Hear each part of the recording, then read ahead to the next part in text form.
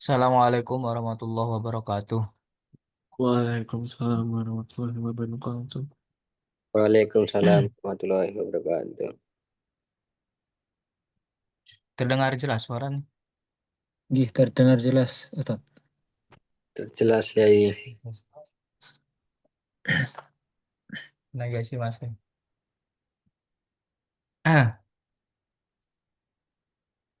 Bismillahirrahmanirrahim. Wassalatu wassalamu ala sayyidil mursalin ala habibina wa syafiina wa maulana Muhammadin sallallahu alaihi wasallam. Qala Allah ta'ala fi kitabil karim. A'udzu billahi minasyaitonir rajim. Bismillahirrahmanirrahim. Yarfa'illahu alladhina amanu minkum walladhina utul ilma darajat. Wa qala aidan qul huwallahu ahad. Allahus somad lam yalid wa lam yulad wa lam yakun lahu kufuwan ahad. Wa qala Rasulullah sallallahu alaihi wa alihi wasallam, man salaka tariqan yaltamisu fihi ilman sahalallahu bihi tariqan ilal jannah. Wa qala aidan al-imam Syafi'i radhiyallahu ta'ala anhu, man arada ad-dunya fa'alaihi bil ilmi wa man arada al-akhirah fa'alaihi bil ilmi. Wa man arada umma fa'alaihi bil ilmi. Sadaqallahul azim, sadaqa rasulul karim. Wa nahnu ala dzalika minasyahidin wa syakirin walhamdulillahi rabbil alamin. Yang pertama dan yang paling utama, marilah kita panjatkan puja puji syukur kita kehadirat Allah Subhanahu wa taala. Berkat limpahan rahmat, berkat taufik dan hidayahnya, kita bisa bersama-sama berkumpul, bermuajahah, saling silaturahim, mengingatkan dalam kebaikan dan taat, sehingga kita insya Allah termasuk dari khairun min khiyari ummati, insya Allah termasuk dari sebaik-baiknya umat yang dipilih Allah, karena dalam keadaan atau dalam kesibukan kita, kita masih bisa menyempatkan hadir untuk bersama-sama rutin istiqomah dalam kegiatan religius. Dan mungkin tidak semua orang bisa digerakkan hati dan pikirannya untuk mengadakan hal seperti ini. Kita patut syukuri bikaulina alhamdulillahi rabbil alamin. Yang kedua, sholawat serta salam semoga tetap tercurah limpahkan kehadirat Allah, kehadirat kepada junjungan kita Nabi besar Nabi Muhammad Shallallahu Alaihi Wasallam, dan kita harapkan syafaatnya kelak, syafaatul uzmanya, doa yang tersimpan khusus bagi umatnya Nabi kita Nabi besar Muhammad Shallallahu Alaihi Wasallam. Di kaulina Allahumma sholli wa sallim wa barik ala Sayyidina Muhammad. Yang kami ta'zimi, yang kami muliakan segenap para masyayikh, para guru, para alim ulama, baik dari jajaran masyayikh PBNU Pusat, PCNU Jepang, MWCNU Fukuoka, jajaran kepengurusan MWCNU Fukuoka, dan segenap jamaah yang berkenan hadir pada malam hari ini, saya ucapkan terima kasih. Eh, Mari kita bacakan suratul Fatihah untuk musonif fi hadzal kitab Aqidatul Awam Asy Ahmad Marzuki, ala hadiniyah wa ala kulli niyatin sholihah wa ala mana wa salafuna sholih ila hadratin Nabi Muhammadin sallallahu alaihi wasallam, wa nakhusu khawasa ila hadratil musannif fi hadzal kitab Asy Ahmad Marzuki, wa ila hadratil masyayikh lirbuya hadratil masyayikh samsuriyah, wa ila hadratil masyayikh jam'iyah nahdlatul ulama Asy Asim As'ari Asy Wahab Hasbullah Asy Bisri Samsuri. Anallaha yataghashahum birrahmati wal maghfirah wa yu'li darajatin fil jannah wa yu'idu alaina wa ahlina wa dhurriyyatina wa furaina bi barakati suratil Fatihah. A'udzu billahi minasyaitonir rajim. Bismillahirrahmanirrahim. Alhamdulillahi rabbil alamin. Ar-Rahmanir Rahim Maliki Yawmiddin Iyyaka na'budu wa iyyaka nasta'in Ihdinas siratal mustaqim siratal ladzina an'amta 'alaihim ghairil maghdubi 'alaihim waladdallin rabbighfirli wa liwalidayya.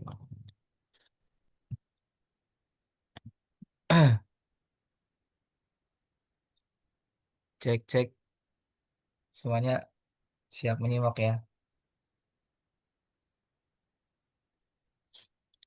Siap, Ustadz. Bismillah, saya akan sampaikan terkait ilmu tauhid, yang mana pembahasan ilmu tauhid itu tidak bisa dibuat bercandaan ya sebetulnya, ataupun eh, bisa dikatakan harus cukup serius dan apa ya, saklek, saklek itu nggak bisa dibantah, gitu ya, tidak bisa dibantah, harus mengikuti apa yang telah dirumuskan oleh ulama. Karena sejatinya kita memahami tauhid itu ya memahami zatnya Allah. Walaupun toh kapasitas kita tidak bisa memahami zatnya Allah secara sempurna gitu ya. Adanya konsep-konsep dari ulama itu sebatas pendekatan. Saya ulangi lagi ya. Memahami Allah itu tidak bisa kita pahami secara sempurna. Adapun dalam kitab itu hanya terbatas dalam pendekatan. Jadi pendekatan-pendekatan yang nanti bisa disimpulkan menjadi ilmu seperti itu. Adapun hakikatnya wallahu a'lam bis shawab, hanya Allah yang tahu. Itu setiap penyampaian di ilmu tauhid pasti seperti itu dan diakhiri wallahu a'lam. Nah, kemarin sudah selesai di bab atau di pembahasan sifat salbiyah. Saya review ulang bahwa sifat wajib bagi Allah itu ada 20 jumlahnya yang nanti dibagi menjadi 4 bagian ya. Yang pertama itu adalah sifatun nafsiyah. Sifatun nafsiyah.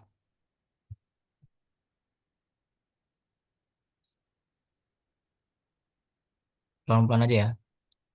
Sifatun an-nafsiyah. Sifat yang maksudnya adalah menunjukkan adanya Allah. Jadi bila sifatun nafsiyah ini tidak ada pada Allah, maka sudah pasti Allah itu tidak tidak wujud, tidak ada.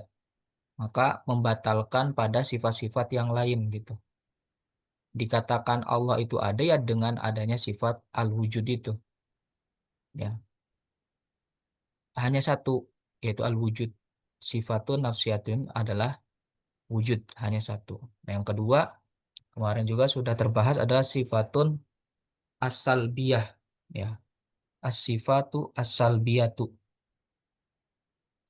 Apa itu sifat as-salbiyah? Dikatakan li'annaha sulibat anillahi an-naqais. Jadi maksud dari kategori yang kedua dari sifat wajib bagi Allah adalah as-salbiyah karena dengan sifat-sifat ini menolak atau menghilangkan dari apa-apa yang tidak layak bagi Allah, dari apa-apa yang tidak pantas bagi Allah.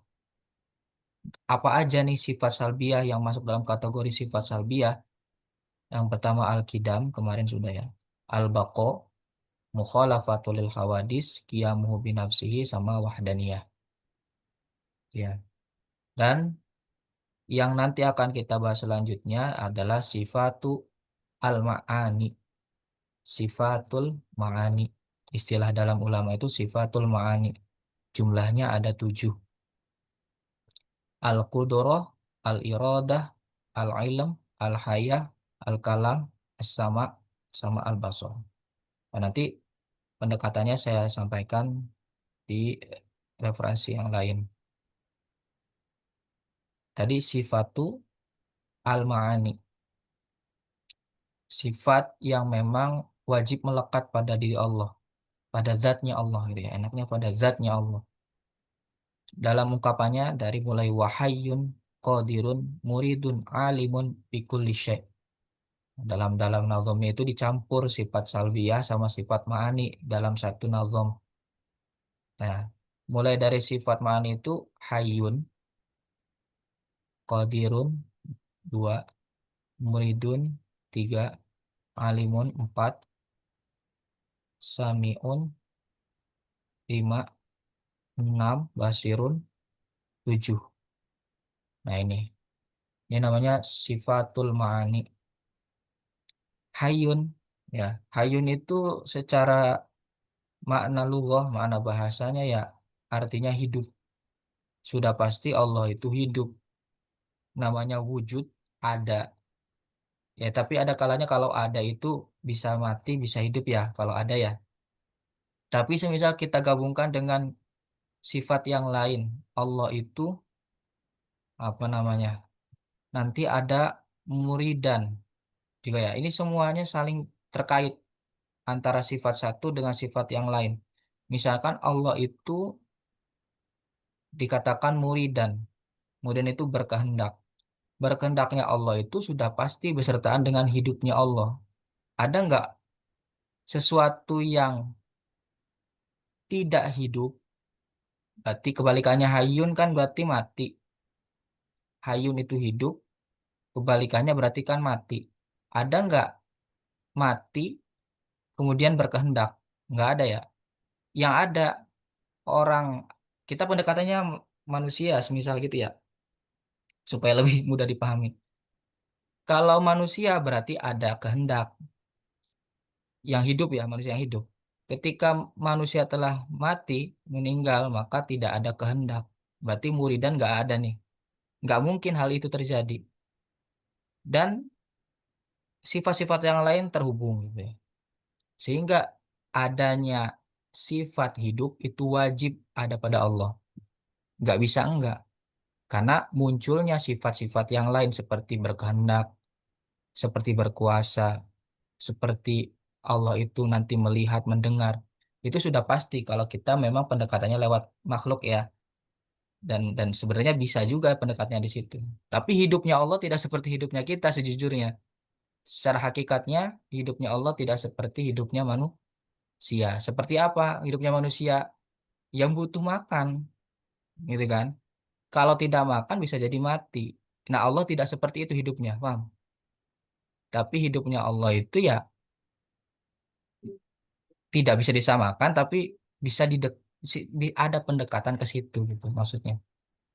Ya dalam keterangannya demikian. Nah, mana di kitab satunya? Wajibu fi haqqi ta'ala al-hayatu,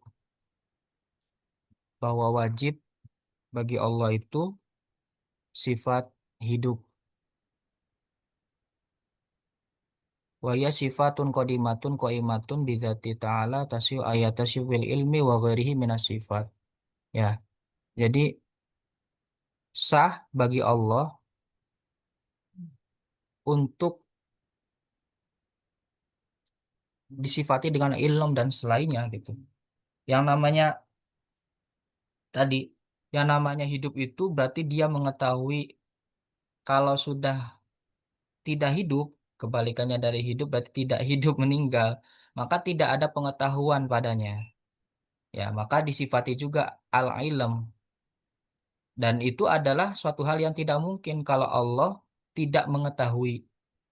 Jadi keterkaitannya al-hayat dengan al-ilm wa ghairihi sebenarnya dan yang lainnya. Ya berarti berbicara, ya berarti mendengar, ya berarti dan sebagainya. Bina sifat dari sifat-sifat Allah yang lain. Ini saya sampaikan dalam kitabnya demikian. Nah, geser-geser. Wadidduha al-maut tadi ya. Kebalikannya dari hidup ya mati. Wadalilu ala dzalika annahu law kana mayitan. Maka dalilnya Allah itu adalah zat yang hidup. Kalau Allah mati, jadi kita memahami sifat Allah itu bisa dari kebalikan dari sifat wajibnya, dari sifat mustahilnya. Kalau dikatakan Allah itu tidak hidup, berarti mati, maka lam yakun qadiron, maka Allah itu tidak akan berkuasa, tidak memiliki kuasa. Wala muridan, dan Allah tidak memiliki kehendak. Kalau Allah mati, wala aliman, dan tidak memiliki pengetahuan, wahwa muhalun. Kalau Allah itu disifati tidak hidup berarti mati. Nah, kalau mati ini berarti tidak berkuasa. Kalau tidak berkuasa berarti tidak punya kehendak. Kalau tidak punya kehendak berarti juga tidak mengetahui, maka itu adalah muhal bagi Allah. Seperti itu aja. Jadi kita memahami zatnya Allah yang maha hidup adalah kalau Allah tidak hidup berarti mati nih. Nah, kalau mati berarti tidak ada kuasa. Kalau tidak ada kuasa ya berarti tidak ada kehendak. Kalau tidak ada kehendak berarti dia juga tidak mengetahui. Kalau tidak punya kuasa, tidak punya kehendak, tidak mengetahui, itu adalah sifat-sifat yang muhal bagi Allah. Seperti itu ulama menyampaikannya. Wa yajibu fi haqqi ta'ala as-sam'u wal basar. Sebelum ke situ ada qadiron muridan. Qadiron itu berkuasa. Kuasanya Allah itu tidak seperti kuasanya makhluk. Kalau kuasanya makhluk itu terbatasi. Itu terbatasi. Terbatasi oleh ruang, terbatasi oleh waktu. Semisal gini sederhananya. Seorang apa namanya? Saco semisalnya, seorang bos itu punya kuasa, punya kuasa. Kuasanya Saco itu terbatas oleh ruang dan waktu. Semisal kita dipekerjakan dari jam sekian sampai jam sekian, berarti kan kuasanya terbatas. Selama si orang yang dikuasai oleh si bos itu ya ikut kerja padanya, paham? Dan terbatas oleh waktu juga. Tidak mungkin selamanya seorang saco, seorang bos itu ya berkuasa atas karyawannya. Ada kalanya ketika sudah habis kontrak selesai ataupun saconya meninggal ya sudah tidak selesai, tidak terjadi praktek berkuasanya kepada karyawan. Jadi terbatas ruang dan waktu. Seperti itu. Itu qadirannya Allah. Terus muridan. Saya pakai bahasa sederhana dulu ya dari guru saya. Bahasa muridan itu berkehendak. Berkehendak itu berarti praktek punya dari kuasa, kemudian berkehendak. Itu keterkaitannya di situ. Dari berkuasa, berarti kalau ini apa ya? Secara struktural, ya, berkuasa itu berarti secara status. Kalau muridan berarti praktek dari dia punya kuasa, dia punya kehendak, gitu ya. Kalau kita bahasanya membawahi. Tapi kalau kita bahasanya membawahi diri kita sendiri ya berarti kita punya kehendak untuk bisa makan, untuk bisa berjalan. Nah, itu Allah demikian. Allah demikian. Dalam pendekatannya seperti itu. Punya kehendak untuk melakukan sesuatu gitu ya dan tidak melakukan sesuatu. Ya intinya punya kehendak lah. Kehendak untuk melaksanakan dan kehendak untuk tidak melaksanakan. Berarti kan gitu.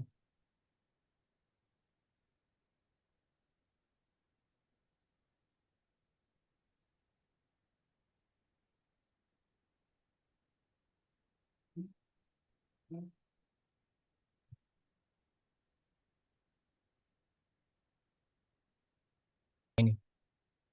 Fi haqqi ta'ala kaunuhu muridan. Tadi ya. Iroda itu ya muridan. Dia punya kehendak. Muridan itu berarti pelakunya. Karihan berarti adanya paksaan. Kalau Allah tidak punya kehendak, kalau Allah tidak punya kehendak nih kebalikannya, berarti Allah itu dipaksa. Kita misalkan dipaksa untuk makan, berarti tidak punya kehendak untuk menolak makan. Gak mungkin Allah dipaksa untuk menciptakan makhluknya dan dan tidak punya kehendak untuk tidak menciptakan. Gak mungkin. Allah menciptakan ya berarti dengan kehendaknya, bukan karena paksaan yang lain, gitu kan? Maka kebalikan dari berkehendak adalah dipaksa. Kalau dipaksa berarti tidak adanya kehendak. Wa dalil ala dalika dalilul iradah. Hayatun mutakallim sam muridan aliman bikulli syain. Allah itu mengetahui setiap sesuatu bikulli syai', baik yang terlihat ataupun yang tidak terlihat ataupun yang ada dalam hati. Itu sifat alimnya Allah. Sifat alimnya manusia terbatas oleh mata, terbatas oleh apa namanya penglihatan maksudnya ya, penglihatan. Mengetahui ataupun terbatas oleh memori otak, pengetahuannya makhluk. Tapi kalau pengetahuannya Allah itu tidak terbatas. Mengetahuinya Allah tidak terbatas.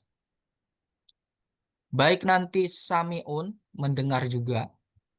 Mendengarnya Allah itu tidak melalui alat, tidak melalui perantara. Misalkan mendengarnya makhluk dengan perantara kuping ataupun dengan perantara apa namanya handphone gitu ya. Nanti dengan speaker. Kemudian Al-Basir melihat juga demikian. Tidak bisa kita samakan dengan melihatnya manusia yang ketika malam semut yang kecil yang berwarna hitam gitu ya di tengah malam tidak bisa kita lihat. Sedangkan Allah Maha melihat walaupun tuh sekecil dan segelapnya malam gitu ya. Jadi tidak terbatas oleh itu loh.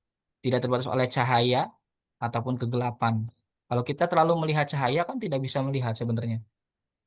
Kita melihat matahari nggak bisa kita melihat seutuhnya matahari karena terlalu terlalu terang, terlalu terlalu cahayanya terlalu menyilau gitu kan. Sehingga mata kita terbatas untuk melihat bentuk cahaya yang nyata, yang sebenarnya gitu. Wal mutakalim. Nah ini, mutakalim itu berarti Allah berfirman kalau dalam hal ini ya, berfirman, berkata. Berfirmannya Allah atau berkatanya itu tidak sama dengan berkatanya makhluk. Berkatanya makhluk melalui perantara suara, ya enggak? Melalui perantara sautun, suara. Ataupun nanti bisa diungkapkan dengan harfun, huruf. Kita mengatakan A, B bisa ditulis dengan huruf, ya kan? Tapi kalamnya Allah itu tidak bisa kita samakan atau tidak bisa kita ungkapkan dengan bentuk ataupun suara. Nah, terus pertanyaannya, Al-Quran adalah kalamullah, ya enggak? Ulama mengungkapkan Al-Quran adalah kalamullah, berarti ucapannya Allah gitu, kalau secara makna bahasanya.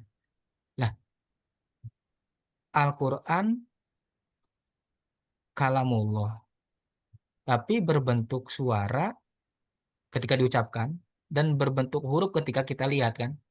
Al-Quran, Al-Quran. Nah, bagaimana nih kita menjawabnya ya? Saya pakai logika sederhana dari guru saya. Adapun Al-Quran yang kita baca, yang kita lihat pada pada saat sekarang, pada zaman ini, itu sebenarnya memang bukan Al-Quran yang secara hakikotan. Itu adalah perkara baru. Maka ketika Imam Syafi'i ditanyakan, Al-Quran ini adalah kodim apa hadis? Al-Quran itu kodim apa hadis? Kodim apa hadis? Imam Syafi'i menjawab, Al-Quran adalah sambil megang Quran. Kalau ini hadis, tapi kalau kalamullah kodim. Kalau ini hadis sambil megang Quran, tapi kalamullah kodim. Nah, terus bagaimana nih mensederhanakan dari Al-Quran itu adalah kalamullah? Sederhananya gini, kita tahu bahwa kita bisa sampai suara kita ke lokasi yang lebih jauh melalui perantara berupa handphone. Handphone, kita nelpon orang rumah misal. Orang rumah kita telepon. Suaranya yang keluar dari telepon kita dengan suara yang disampaikan oleh orang rumah, apakah sama betul? Saya bisa pastikan tidak sama betul. Karena yang keluar dari handphone kita adalah suara yang keluar dari speaker. Paham ya? Secara sejatinya nggak tahu suara orang rumah itu bagaimana karena kita terhalang oleh jarak dan waktu kan. Oleh jarak lah. Adapun suara yang keluar dari speaker adalah suaranya. Adapun suara yang keluar dari handphone adalah suara speaker sebetulnya. Yang mungkin mirip dengan suara yang ada di rumah gitu ya, orang rumah gitu. Nah itu penggambaran atau pendekatannya antara kalamullah dengan Al-Quran yang kita ketahui sekarang. Jadi betul itu adalah kalamullah, tapi bukan kalamullah secara hakikotan, tapi bentuk dari penyederhanaan ya, atau perantara yang sebetulnya itu tidak mengurangi esensi daripada kalamullah gitu, Pak nggak? Tidak mengurangi dari esensinya. Orang rumah ngomong, kamu besok tanggal 20 gajian kirimin uang. Akan sama penyampaian itu, esensinya akan sama, tapi sejatinya suara itu tidak sama. Suara rumah ya disampaikan dengan handphone kepada ya sinyal gitu ya, perantara itu. Sedangkan yang kita terima itu adalah suara yang muncul dari speaker handphone kita. Tapi secara esensi maksudnya sama, ya nggak? Itu maksud dari kalamullah yang diturunkan kepada malaikat Jibril. Malaikat Jibril itu kan makhluk. Maka untuk menyederhanakan maksud Allah kepada malaikat Jibril, kepada makhluk, yaitu dengan suara dan huruf. Kemudian disampaikan lagi kepada makhluk Nabi Muhammad. Kemudian Nabi Muhammad mengumpulkan dari apa yang diterima dari malaikat Jibril supaya tidak apa ya, supaya tidak di kemudian hari itu kan nanti sejarahnya nanti dibukukan oleh mulai dari apa? Sayyidina Utsman ya, pembukuan Al-Qur'an dan sebagainya gitu. Nah, itu bentuk-bentuk Al-Qur'an yang menjadi penyederhanaan dari kalamullah yang secara hakikatan. Sebetulnya ya bukan Al-Qur'an yang dikatakan kalamullah, tapi ini adalah hadis perkara baru. Karena kalau kalamullah itu kodim, ya kan tadi kalamun kodimun la yumallu sama'uhu. Kalamnya Allah itu kodimun la yumallu sama yang tidak ada keraguan sedikit pun di dalamnya. Lahu titik paham ya, paham ya? Kira-kira paham enggak nih?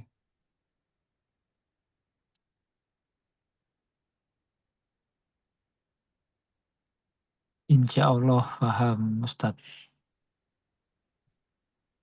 Saya sampai hati-hati nih jelasinnya nih.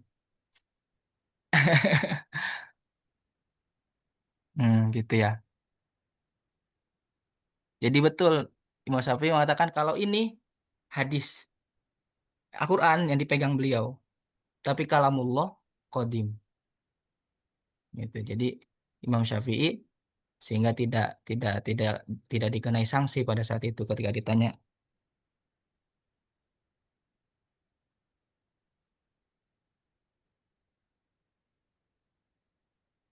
So, nanti kalau ditanyakan Al-Quran adalah yang dipegang atau Al-Quran yang sekarang kita lihat itu adalah qadim, itu pasti banyak pertentangan gitu. Kok qadim berbentuk huruf, berbentuk suara gitu kan. Nah, nanti bertentangan dengan sifat kalamnya Allah tadi. Qadimun yumalu sama Allah ya. Sifat jadi sudah ada dari sebelum terciptanya alam semesta gitu. Kalamnya Allah loh, kalamnya Allah. Ungkapan Al-Qur'an itu sudah ada sebelum adanya alam semesta karena besertaan dengan zatnya Allah. Nah, apa ya? Direalisasikan itu kalau bahasa kita mungkin ya. Direalisasikan, disampaikan atau diturunkan gitu ya. Baru pada zamannya Nabi Muhammad gitu melalui malaikat Jibril. Jadi bukan satu-satu kalamnya Allah itu baru ada gitu. Itu keliru kalau kalau baru ada. Ya kan berarti sebelumnya nggak ada dong, nggak gitu. Nggak gitu. Nanti akan rancu kepada sifat-sifat yang lainnya. Udah selesai. Itu ma'ani. Jadi ma'ani itu bentuk aplikasi dari sifat selanjutnya nanti. Sifat selanjutnya itu apa? Lahu sifatun sab'atun tantazimu faqudrotun irodatun samun basor hayatunil ilmu kalamun istamar. Nah, ini sama sebenarnya pengulangan ya. Ini pengulangan dari sifat ma'ani, cuman bedanya gini. Coba saya lihat dulu. Sifatul ma'ani, nah ada kaunuhunya kalau ulama itu mengungkapkan kaunuhu hayyan, kaunuhu aliman, kaunuhu qadiron, kaunuhu muridan, kaunuhu sami'an, kaunuhu basiron, kaunuhu mutakaliman. Itu sebetulnya mengulangi lagi dari sifat ma'ani yang 7. Ya. Nah, irodah, contoh ini kita ambil contoh irodah. Irodah itu tadi berkehendak ya. Nah, nanti kesamaan dengan ma'aninya itu dari kaunuhu muridan. Muridan itu berarti adanya zat Allah sebagai zat yang maha berkehendak. Gitu jadi kalau ungkapan makna pesantrennya itu adanya Allah adalah sebagai zat yang maha berkehendak. Kalau irodah Allah berkehendak. Berarti pengaplikasiannya. Nah, akibat dari Allah berkehendak adalah zat yang maha berkehendak. Kaunuhu muridan adanya Allah adalah zat yang maha berkehendak. Paham? Paham nggak? Paham nggak? Jadi bentuk akibat dari Allah berkehendak, berarti Allah adalah zat yang maha berkehendak. Gitu. Jadi sebetulnya pengungkapan apa ya, diulang. Pengungkapan diulang, yang nanti bedanya kalau yang ma'ani adalah aplikasi dari bentuk sifat maknawiyah. Yang mana maknawiyah itu adalah akibat daripada ma'ani. Seperti itu. Ini diulang lagi. Irodah berarti nanti samanya dengan kaunuhu muridan. Qadiron, kaunu qadiron adalah al-qudroh. Al-ilm, kaunuhu aliman. Terus al-kalam, kaunuhu mutakaliman. As-sama, kaunuhu sami'an. Al-basor, kaunuhu basiron. Gitu ya. Jadi pengulangan dari pengaplikasiannya sifat ma'ani. Jadi mungkin tidak perlu saya ulangi lagi ya. Tidak perlu saya jelaskan lagi dari maksud kaunuhu aliman, kaunuhu hayyan, kaunuhu qadiron. Karena bedanya hanya sedikit yang saya pahami ya. Bedanya kalau kayak gini, ya tadi sebenarnya kayak seorang bos gitu ya. Seorang bos itu pemegang kuasa. Berarti kaunuhu qadiron. Dia itu adalah orang yang berkuasa. Dari praktek apa berkuasanya ya dia bisa berkehendak. Dia bisa memecat dan memasukkan orang. Itu kan berarti dia ada kuasa di situ. Dia sebagai pemegang kekuasaan di perusahaan itu. Nah, itu berarti kaunuhu qadiron. Nah, adapun praktek-prakteknya, ya dia bisa memerintah, dia bisa melarang, dia bisa membuat aturan, itu adalah praktek atau akibat, bukan prakteknya, praktek daripada berkuasa. Berarti kudroh, berarti irodah, gitu ya. Seperti itu. Cukup sulit ya. Hmm, tuh dari sifat al-ma'ani dan sifat ma'nawiyah. Nah, yang terakhir, wa jaizun bifadlihi wa adlihi tarkulikul limumkinin kafilihi. Setelah menjelaskan sifat wajib, ya saya ulangi lagi, sifat nafsiyah 1, sifat salbiyah ada 5, sifat ma'ani ada 7, sifat ma'nawiyah juga ada 7. Semuanya berjumlah 20. Selesai sifat wajib bagi Allah. Kemudian sifat jaiz bagi Allah. Hanya 1. Jaiz itu berarti boleh ada, boleh enggak. Boleh ada pada Allah, boleh tidak ada pada Allah. Apa itu tarkulikul limumkinin kafilihi? Yaitu Allah bisa jadi melakukan hal yang mungkin bagi Allah dan meninggalkan hal yang mungkin juga bagi Allah. Seperti apa? Nah, ini saya sampaikan di dalam kitabnya. Ayajibu alal mukallaf, wajib bagi orang mukallaf berarti bagi kita. Ayatakida, meyakini bahwa anallaha azza wa jalla yajuzu ayyakhluqa al khaira wa syarra. Wajib bagi kita meyakini bahwa Allah itu bisa jadi menciptakan kebaikan dan kejelekan.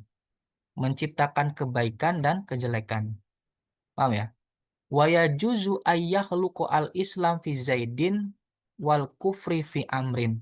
Dan boleh juga Allah itu menjadikan Islam pada Zaid dan menjadikan kafir pada Amar. Paham? Bukan berarti si Amr kafir, berarti Allah membiarkan orang kafir. Bukan gitu. Tapi itu menunjukkan bahwa Allah itu bersifat tarku likulli mumkinin, tarku apa? Tarku likulli mumkinin, atau tarkuhu kafilihi, tarku likulli mumkinin kafilihi. Bisa jadi Allah itu membuat seseorang itu baik dan seseorang itu tidak baik. Itu menunjukkan bahwa Allah punya sifat jaiz di situ. Wa itsbatuhu. Nah, ini poinnya di sini nih ya. Coba kita pahami bareng-bareng. Ini poinnya di sini nih supaya tidak salah paham. Poinnya di sini. Wa ini wa itsbatahu wa itsabatuhu kayaknya wa itsbatuhu. Wa itsabatuhu lil muti'i fadlu minhu wa iqabuhu lil asi adlun minhu li annahu annafi'u ad-dharru. Kecil banget sih ya. Nih.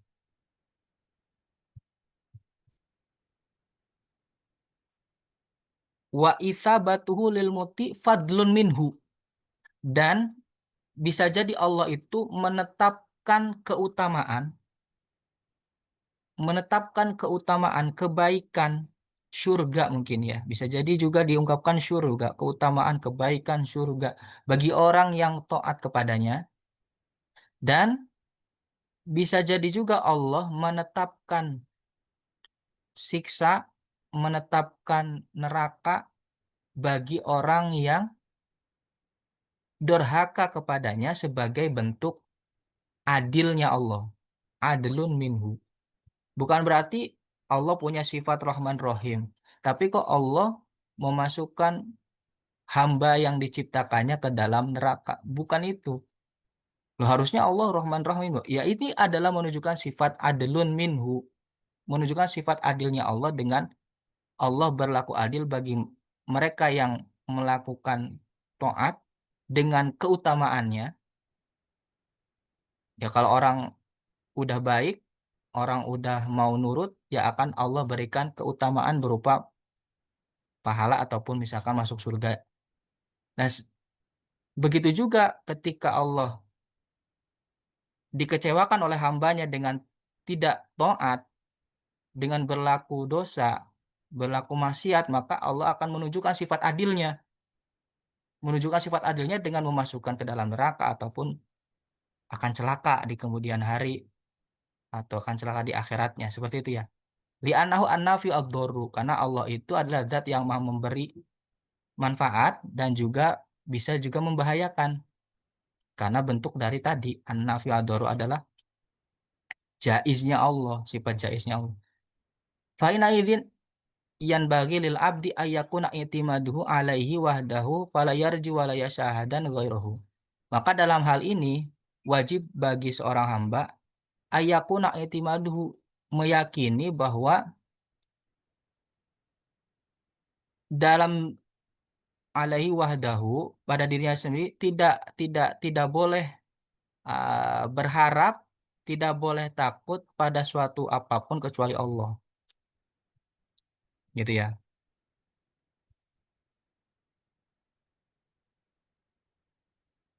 Dan bisa jadi dan bisa jadi secara kasat mata orang yang mungkin banyak melakukan maksiatnya, Allah bukakan pintu rahmatnya di masa-masa mendekati meninggalnya. Bisa jadi. Ini bentuk dari jaiznya Allah gitu loh. Jadi kembali lagi ke situ. Maka jangan bangga dengan amal ibadah yang telah kamu kerjakan karena bisa jadi di suatu hari Allah balikkan apa namanya? Kemampuan itu sehingga mati dalam keadaan su'ul khotimah. Makanya puncak tertinggi dari hamba adalah mati dalam keadaan husnul khotimah. Husnul khotimah itu udah aman. Kalau udah husnul khotimah jadi akhirnya itu dalam keadaan baik. Kalau akhir dalam keadaan baik berarti mendapatkan rahmatnya Allah. Kalau mendapatkan rahmatnya Allah berarti sudah bisa dipastikan mendapatkan surganya Allah. Seperti itu. Banyak kisah-kisah dari ulama yang mungkin secara sederhana kita mendengarkan itu akan banyak, loh kok gini? Ada orang yang banyak maksiatnya kemudian dengan satu amalan dia masuk dalam surganya Allah. Ya kan? Banyak ceritanya kan demikian. Ataupun cerita-cerita ulama yang dihitung itu cuma amal-amal yang remeh. Kayak Imam Al-Ghazali itu ternyata dalam dalam keterangannya mendapatkan rahmat Allah itu ketika beliau membiarkan ada seekor lalat yang hinggap di tinta. Ketika beliau menuliskan kitab, beliau ridho lalat itu hinggap di tintanya beliau kemudian menghisap tintanya. Sayyidina Umar bin Khattab itu dalam ceritanya di kitab Usfuriyah ada ulama yang mimpi bertemu Sayyidina Umar, ditanya, Sayyidina Umar, kok kamu mendapatkan kemuliaan seperti ini? Kok kamu diampuni segala kekurangan dan dosa? Apa yang menyebabkan kamu mendapatkan kemuliaan seperti ini? Dijawab sama Sayyidina Umar, bukan karena keadilan beliau, bukan karena beliau seorang khalifah, bukan. Tapi ketika apa? Ketika beliau itu berkeliling di wilayahnya, kalau bahasa sekarang mungkin ketika apa namanya? Ronda gitu ya, sedang jalan-jalan di tempat kekuasaannya Sayyidina Umar, kemudian melihat seorang anak kecil yang sedang memainkan burung emprit, gitu ya, usfuri, diungkapkan usfuri, usfuri itu burung emprit, burung kecil. Namanya anak kecil kalau mainin burung itu kan kayak kayak disiksa gitu ya, kayak disiksa. Kasihan Sayyidina Umar melihatnya. Terus si anak kecilnya dipanggil. Udah saya beli aja burung ini, kamu tak kasih uang. Untungnya si anak kecil mau. Nah, ketika itu Sayyidina Umar ambil burung itu, melepaskannya ke alam bebasnya. Karena sebetulnya burung itu adalah yang burung burung yang harus dibebaskan gitu ya. Sehingga pada saat itu dikatakan Allah turunkan kasih sayang kepada Sayyidina Umar karena telah membebaskan burung yang terlihat tersiksa oleh anak kecil tadi. Seperti itu. Nah, itu banyak cerita-cerita kayak gitu.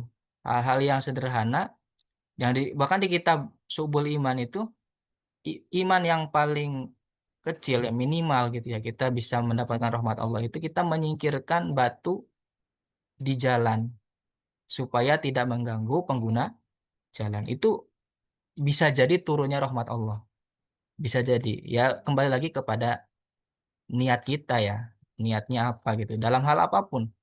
Dalam hal apapun. Diniati yang baik supaya rahmat Allah turun. Ketika rahmat Allah turun, maka insya Allah ridho Allah pun turun. Ketika ridho Allah turun, maka tidak tidak ada yang tidak mungkin untuk mendapatkan surganya Allah seperti itu. Tak, Allah menyimpan semua itu, gitu. Nggak ada yang tahu, nggak ada yang tahu. Mungkin dengan yang sekarang bisa istiqomah gitu ya, bisa jadi Allah turunkan rahmat sehingga Allah ridho.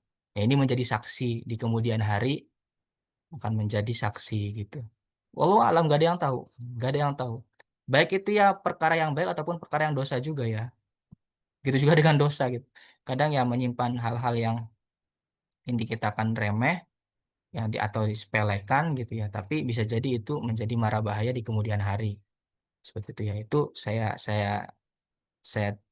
pahami demikian gitu dari cerita-cerita yang ada dalam kitab ulama-ulama yang mendapatkan rahmat, yang mendapatkan kemuliaan demikian itu bukan dari banyak banyaknya ibadah atau banyaknya jadi hal yang sederhana gitu, dari hal yang sederhana. Ada enggak sih nggak semua ya, ada beberapa yang diceritakan demikian gitu, diceritakan demikian.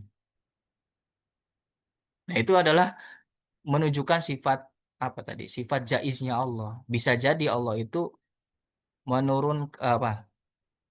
Menjadikan seseorang itu termasuk dari orang yang selamat di kemudian hari di akhiratnya dari hal yang kecil gitu. Ataupun kebalikannya tadi gitu, ataupun kebalikannya. Bisa jadi Allah menjerumuskan dari hal-hal yang kecil juga seperti itu. Wallahu alami. Oh ya satu lagi kan itu ada cerita yang Syekh Barseso itu ya. Syekh Barseso kan yang mungkin yang pernah dengar beliau adalah seorang alim ulama, tapi ternyata berangkat dari apa hal yang kecil dia diajak minum khamar mau sehingga bisa membunuh bayi kemudian apa namanya menjima yang bukan mahramnya sehingga mati dalam suul khotimah gitu. Padahal beliau adalah seorang alim ulama tapi meninggal dalam suul khotimah mati dalam keadaan jelek karena berawal dari meminum khamar. Ya, itu ada hal-hal yang mungkin bisa menjadi renungan kita itu bahwa setiap langkah yang kita jalani dalam setiap harinya harus didasari dengan kehati-hatian. Oh ya, saya teringat ucapannya Imam Al-Ghazali, Thariqatul akhirah yubna alal ikhtiyat, katanya gitu. Jalan menuju akhirat itu dibangun dari dasar kehati-hatian, gitu ya. Wa man taraka al ikhtiyat, gitu ya. Barang siapa yang meninggalkan bentuk kehati-hatian tadi, gitu ya. Wa man taraka al ikhtiyat faqad lil halakah, kayak gitu. Maka nanti akan mendapatkan kehancuran di kemudian hari. Itu dari Imam Al-Ghazali rahimahullah ta'ala dalam kitab Ihya Ulumuddin. Allah alam isab.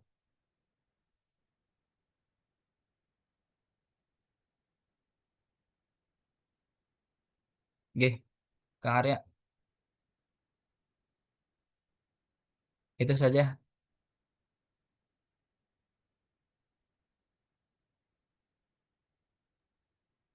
Baik, terima kasih kepada Ustadz Ramdan yang telah menyampaikan materi yang sangat bermakna bagi kami semua dan bisa jadi pedoman buat kami juga.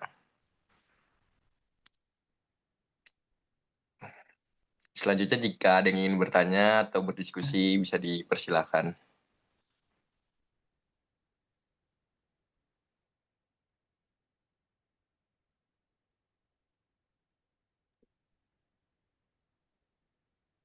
Eh, saya ingin bertanya, Pak Ustadz, tapi kalau pertanyaannya agak aneh, tolong dimaafkan ya, Pak Ustadz.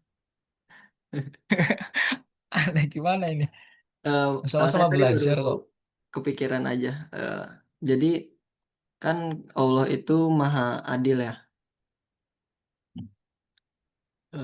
Jadi saya tuh pernah kepikiran bareng teman-teman saya di UIN, kalau misalkan ada suatu suku nih, suku itu tuh nggak terjamah sama Islam sama sekali selama hidupnya.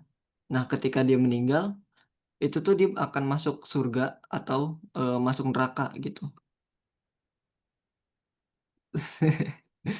Bagaimana Pak Ustaz? Tidak terjadi. Coba ulangi lagi, ulangi lagi. Eh, Misalkan ada sebuah suku di suatu pulau. Nah, suku itu tuh bener-bener yang nggak tahu dunia luar gitu. Bahkan dia nggak kejamah sama Islam sedikit pun misalkan. Nah, selama hidup itu dia nggak tahu Islam dan ketika dia meninggal, apakah dia itu masuk ke dalam surga atau ke dalam neraka?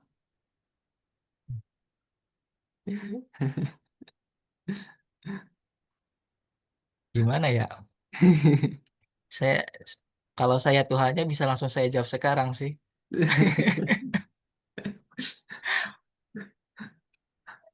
Gini mungkin sederhananya pendekatannya gini ya. Dalam kasus ini ada memang gini dalam dalam fikih ya ada hal-hal yang dimakfu Ma'fu itu ditoleransi. Salah satunya adalah ba'idun minal ulama. Ba'idun minal ulama itu jauh dari ulama. Jauh dari ulama berarti jauh dari informasi Islam. Untuk belajar itu nggak bisa dia. Nah, tapi pertanyaannya gini, apakah memang sama sekali nggak ada akses untuk orang yang di suku itu menerima informasi? Walaupun toh nggak ada ulama ya.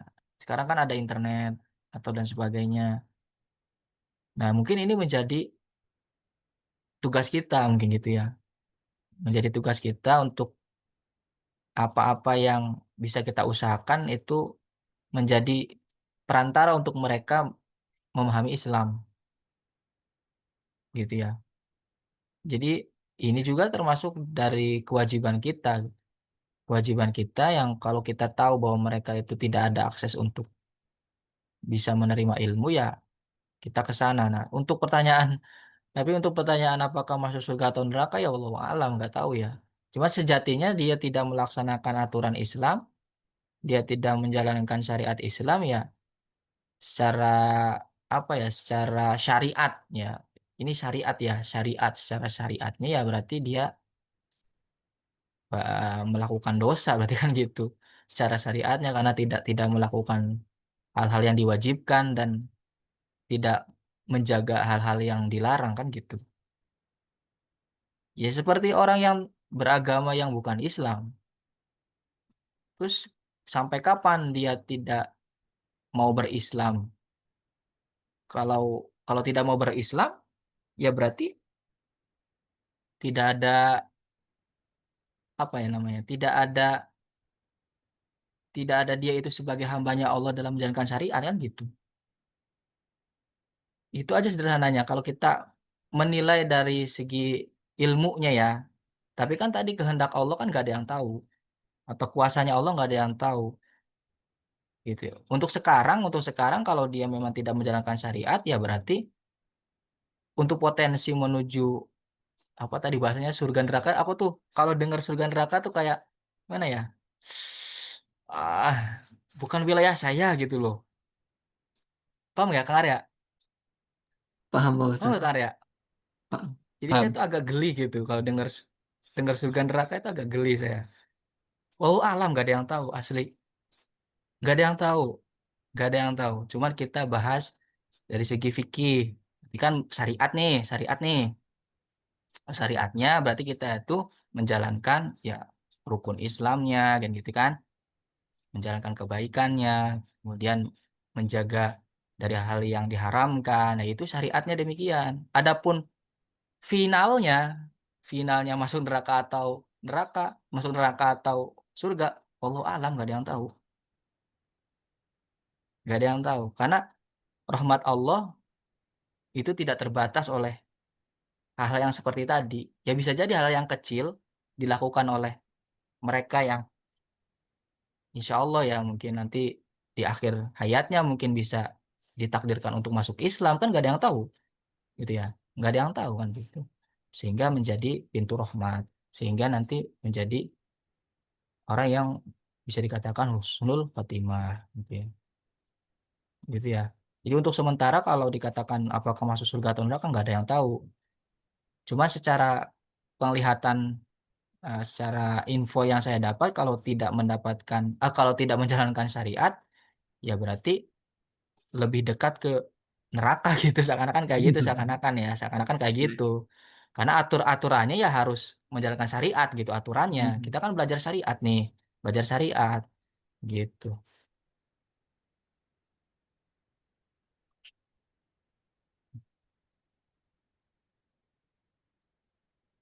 Nah bahkan syariat itu bisa berjalan dengan baik dan dinilai oleh Allah ya syaratnya harus berislam dulu Kang, kan Iya. gitu. Kalau sudah berislam ya step selanjutnya ya harus tahu ilmunya. Jangan sampai kita berislam, udah selesai berislam, terus sholatnya ngikut-ngikut orang. Maksudnya ngikut-ngikut orang itu nggak tahu ilmunya. Kalau ngikut orang tidak tahu ilmunya, ya nanti jadi ibadah yang fasidah, ibadah yang rusak. Kan gitu. Jadi stepnya harus Islam dulu nih. Kalau udah Islam, supaya diterima ibadahnya ya harus berilmu, supaya dengan ilmu itu dia bisa melakukan ibadah dengan baik, dengan benar. Kan ada nanti ada syarat, ya kan ada sah, ada batal gitu kan. Nah, nanti perjalanannya masih jauh nih kalau si dia sudah dikatakan orang berislam berarti harus berilmu sehingga nanti diterima ibadahnya. Itu ya. Baik, Pak Kalau Ustadz. orang yang ya, bentar sedikit lagi. Kalau orang yang bukan beragama Islam terus dia berani-berani untuk sholat apakah sholat diterima? Yang nggak diterima. Orang syarat sahnya Islam, syarat sahnya sholat itu harus berislam kok. Sodakohnya apakah diterima? Yang nggak diterima. Syarat sahnya sodakoh diterima dinilai oleh Allah ya. Hmm. Hanya menjadi nilai akhirat ya. Kalau kalau keterangannya itu kalau orang yang bukan beragama Islam kok dia memberikan kebaikan itu dibalasnya langsung di dunia. Misalkan dia melakukan kebaikan bukan berarti bukan berarti dilarang ya, monggo gitu, monggo, tapi nanti tidak dinilai tidak dinilai akhirat tapi dinilai dunia sama Allah gitu. Jadi dibalasnya kontan di dunia. Orang-orang yang bukan beragama Islam melakukan kebaikan nanti akan dimudahkan misalkan usahanya, akan dilancarkan rezekinya. Dibalasnya itu di dunia, tapi tidak dihitung nilai akhirat. Hanya tidak ada review apa? Impact ke akhiratnya gitu. Ya. Kalau kalau Islam dua-duanya insya Allah gitu. Dengan niat yang ikhlas dan dengan niat yang ikhlas gitu. Nanti dinilai di dunia juga, nanti dihitung di akhirat juga. Allah alam. Baik, terima kasih Pak Ustadz atas penjelasannya. Hmm.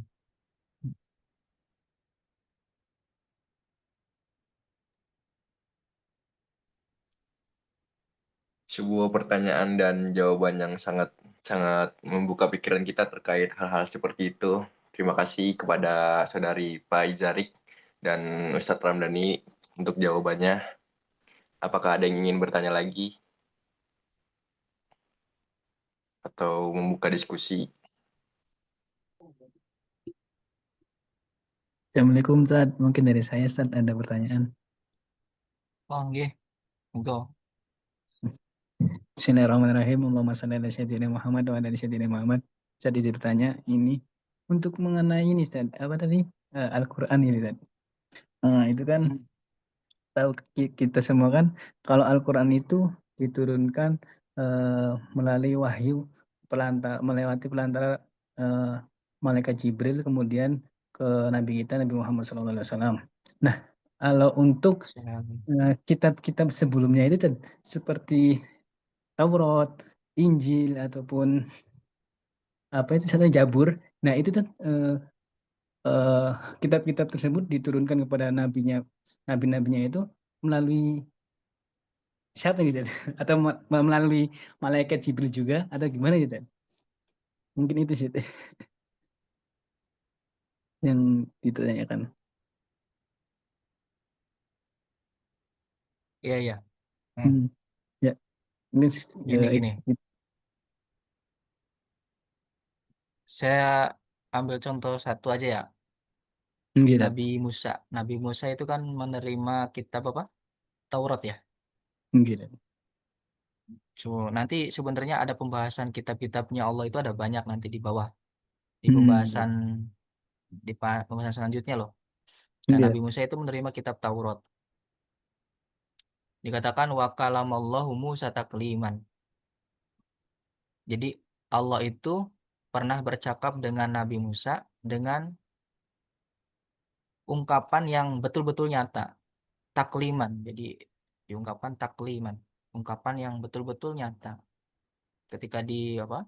Di Gunung Turisina, Gitu. Allah bertemu dengan Nabi Musa, kemudian Allah menyampaikan firman-Nya. Nah, kalau itu pada saat itu tidak melalui malaikat Jibril ya, tapi tetap dihijab berapa ribu gitu. Nah, penerimaan itu adalah penerimaan sebagai perantara tadi, sama prakteknya dengan Al-Quran. Jadi kalau ada yang langsung melalui, kalau makanya kan Nabi Musa kan dikatakan kalamullah karena Insyaallah. pernah Gitu. ada kejadian, iya kan? Pernah ada Gitu. kejadian Allah bertemu dengan Nabi Musa langsung menyampaikan firman-Nya tanpa melalui malaikat Jibril. Maka dikatakan Nabi Musa adalah kalamullah, orang yang Hmm. pernah bercakap dengan Allah secara langsung. Gitu. Adapun yang lain, misalkan kayak Nabi yang menerima kitab selain Nabi Musa apa? Nabi Zabur. Dawud menerima Nabi Zabur. kitab Zabur. Zabur. Ah, terus siapa lagi? Nabi Isa Injil. menerima kitab Injil. Injil. Injil. Nah, itu melalui malaikat Jibril kalau itu. Hmm. Karena kalau tidak melalui malaikat Jibril, berarti nanti statusnya atau predikatnya sama dengan Nabi Musa. Hmm. Paham ya? Gitu. Predikatnya sama dengan Nabi Musa. Yang Hmm. mendapatkan predikat kalamullah itu hanya Nabi Musa. Karena Nabi Musa Hmm. langsung bertemu dengan Allah tanpa melalui malaikat Jibril dalam menyampaikan firman-Nya Allah gitu ya. Tapi Hmm. tetap dengan bahasa penyederhanaan tadi loh, Gitu. penyederhanaan tadi loh, Hmm. penyederhanaan tadi. Sehingga muncullah kitab Taurat, Hmm. muncullah kitab Zabur, muncullah Hmm. kitab Injil Hmm. gitu. Nanti Nabi Syed menerima suhuf. Nanti kalau ada kitab ada suhuf. Nanti pembahasannya di bawah nanti sebenarnya Kang Robi. Gitu. Jadi kalau ditanyakan apakah melalui malaikat Jibril kitab-kitab sebelumnya, iya gitu melalui malaikat Jibril, betul. Karena malaikat Jibril adalah penyampai wahyu gitu ya, penyampai wahyu dari Allah kepada nabi-nabi yang lain seperti itu. Nah, adapun yang langsung ya hanya pada Nabi apa? Nabi Nabi Musa Musa. itu ya, Mas, sehingga Gitu. dikatakan kalamullah. Gitu. Oke. Insyaallah Ustaz. Alhamdulillah. Kira-kira Insyaallah Ustaz. Insyaallah. Alhamdulillah. Syukur nanti Ustaz mungkin terhadap jawabannya. ya kalau lebih jelasnya insya Allah nanti di pembahasan kitab-kitabnya Allah nanti kan. Jadi Gitu. setelah ini tuh pembahasan sifat wajibnya Rasul, sifat sidik, fatonah yang itu ya, yang 4. Gitu. Nanti insya Allah nanti di bawahnya ada pembahasan kitab-kitabnya. Gitu. Ini cukup Ustaz, dari saya.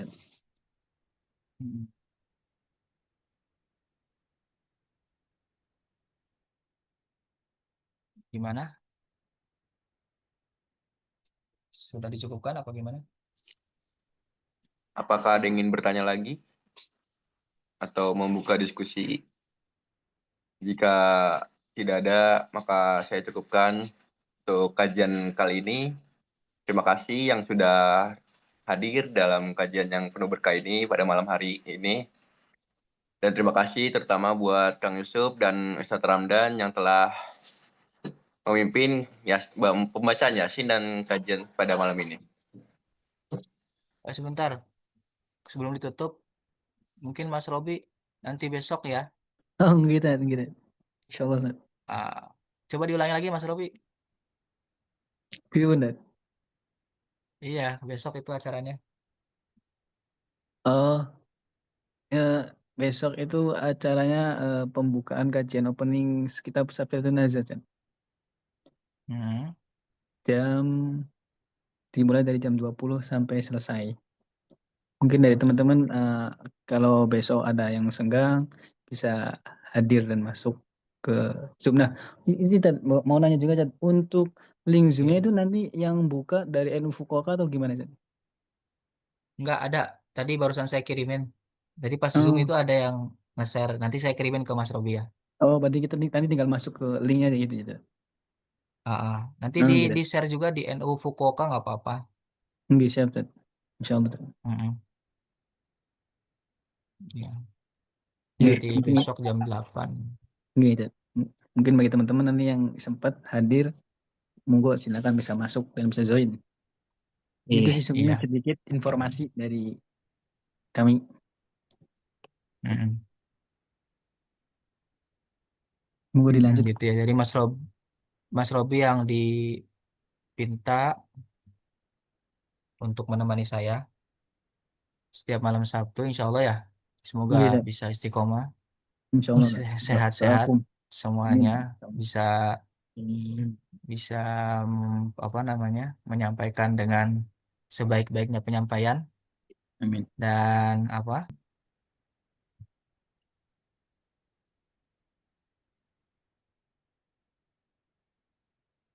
Baik semuanya, terima kasih yang udah hadir pada kesempatan yang bahagia ini di malam yang penuh berkah ini. Semoga apa yang disampaikan oleh Ustadz Ramdan bisa kita aplikasikan pada kehidupan sehari-hari.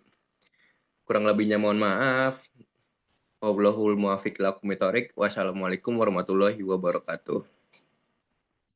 Waalaikumsalam warahmatullahi wabarakatuh. Terima kasih Ustadz Ramdan, Mas Sucup, Mas Muklis, Mas Robi, Mas Arsi, dan teman-teman semuanya. Sama-sama, terima kasih banyak. Terima Saya kasih banyak, tutup. Mas. Assalamualaikum. Assalamualaikum warahmatullahi wabarakatuh. Waalaikumsalam.